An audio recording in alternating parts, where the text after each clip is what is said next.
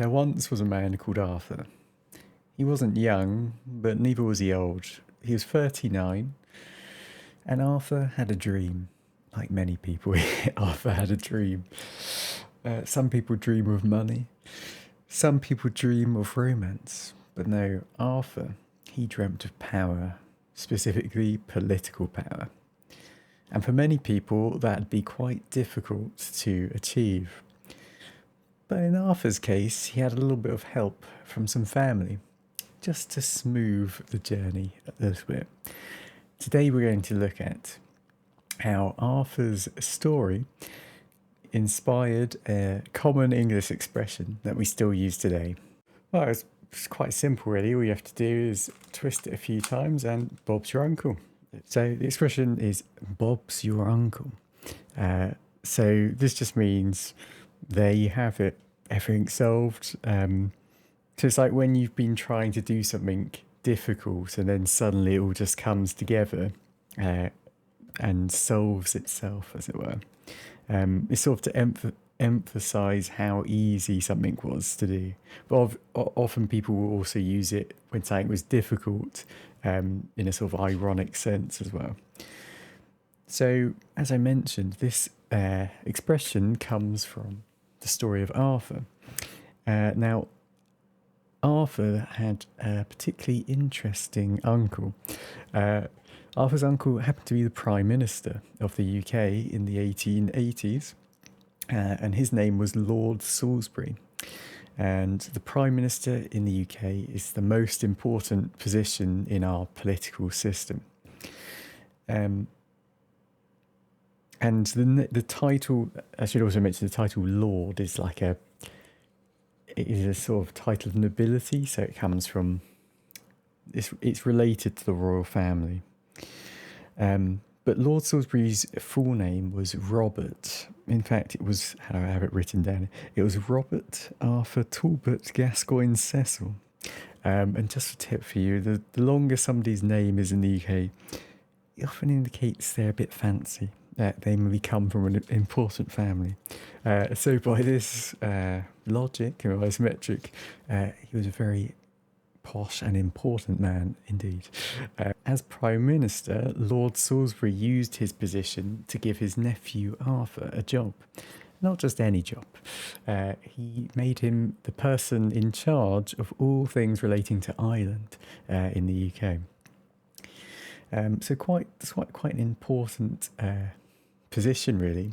And obviously this wasn't very popular at the time because they were family. It wasn't really seen too well by everyone. I suppose the fancy term you could use for this is nepotism. That's when a nepotistic act, as it were, is when you give somebody something because they're related to you rather than necessarily because they deserve or are talented enough to receive the job, basically. So how is this related to the expression, Bob's your uncle? Well, as you may have guessed by now, Lord Salisbury was the uncle of Arthur. And as I've said, the full name of Lord Salisbury was Robert, and that in English can be shortened to Bob. So this idea that Bob's your uncle, right? It's saying that Arthur's uncle is called Bob, right? So you're saying you're okay because your uncle is Bob, right? Bob, the Prime Minister, essentially.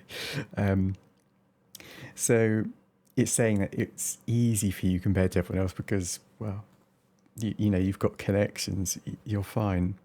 And over time, it doesn't necessarily mean that this expression has a negative connotation. It's not that any time anyone says Bob's your uncle, they're saying, oh, well, you had it easy.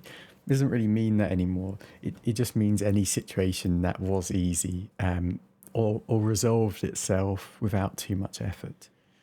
Now, while this is the popular origin of the expression Bob's your uncle, some people say this isn't necessarily the true origin of the phrase because there was an older English expression that is really not very commonly used, if at all, today. Well, at least I've never heard it. Maybe some people do.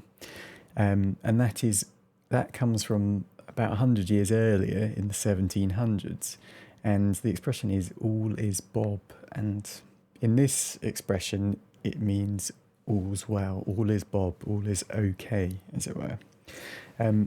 So some people said that this is maybe why this sense of, oh, it's easy because everything's okay, right? It's sort of everything's solved. But as is often the case with some of these expressions, perhaps I think it might be a case of the expressions merging their meaning. Perhaps this expression, all is Bob, was the more popular one at one point, and then with this scandal, it took up a new meaning, that Bob's your uncle, right? And the sort of two expressions kind of merged together. So I hope you found that interesting, and perhaps it's added a little bit more to your English. And as for Arthur, well, he did indeed achieve his dreams. In the end, Arthur went on to become the Prime Minister himself, Arthur Balfour. So I guess that's proof that dreams do come true, especially if Bob is your uncle. Thank you for watching, and I'll see you next time.